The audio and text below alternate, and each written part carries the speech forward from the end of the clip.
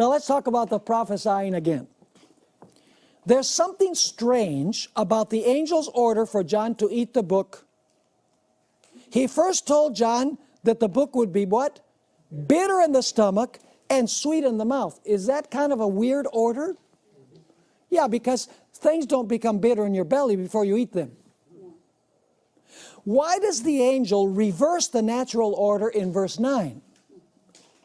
In order to understand this, we need to look at the chiastic structure of verses 9 through 11. So notice this chiasm. Letter A above is equivalent to letter A below. You see that? B above equivalent to B below, and C are parallel. So let's notice. Letter A. The angel tells John to take the scroll and what? Eat it. Then he is told it's going to be bitter in your stomach, right? Then letter C, in your mouth it will be sweet as honey. Now, in the second half of the chiasm, he's going to reverse the order. In your mouth it will be what? Sweet as honey. That's the same letter C in reverse order. B, it was what? Bitter in my stomach. And what is equivalent to the angel telling John to take and eat the scroll? The angel tells John, you must prophesy again. So what does it mean to eat the scroll? It is equivalent to prophesying again. Did the Millerites eat the scroll? Does that mean only that they understood the message? No. What does it mean? It means they understood the message and what? Proclaimed it. So what does the angel say now? The angel says, go and you must what? Prophesy again. In other words, you have to proclaim this message again with new understanding. The chiastic structure is important because it shows that the angel's order for John to eat the scroll in verse 9a is equivalent to the order to prophesy again in verse 11. When John ate the scroll, he assimilated the judgment message and proclaimed it. However, because of the disappointment, it was necessary to preach the message from the same scroll again. So do we have a judgment hour message to proclaim to the world today? Yes, we do, but with added understanding. You notice that the angel says, it doesn't say, I hope you prophesy again. You should prophesy again. Please prophesy again. No, he just says, you must prophesy again. What does the word must mean? The exegetical dictionary of the New Testament tells us what the word must means. It's an imperative in the Greek. What is an imperative? A command. This word designates an unconditional necessity. Sentences with this verb have fundamentally what kind? An absolute, unquestioned, and often anonymous and deterministic character. In other words, prophesying again is not optional, but what?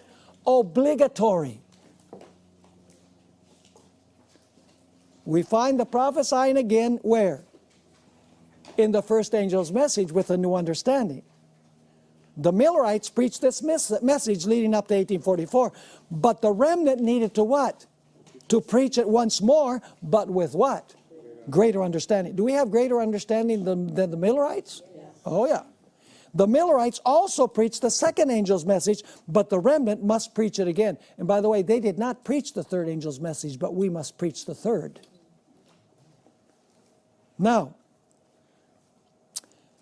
were there things that the Millerites did not understand besides what was going to happen in 1844?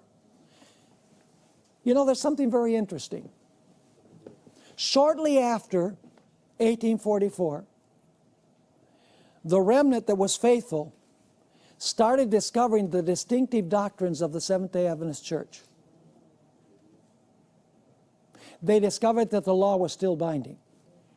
The churches said no, it was nailed to the cross. They discovered the Sabbath. They discovered that the dead are dead. They discovered health reform. Why did they discover all of those things? Because all of those things are centered in the most holy place. You see, when they enter the most holy place, what is inside the ark? The Ten Commandments.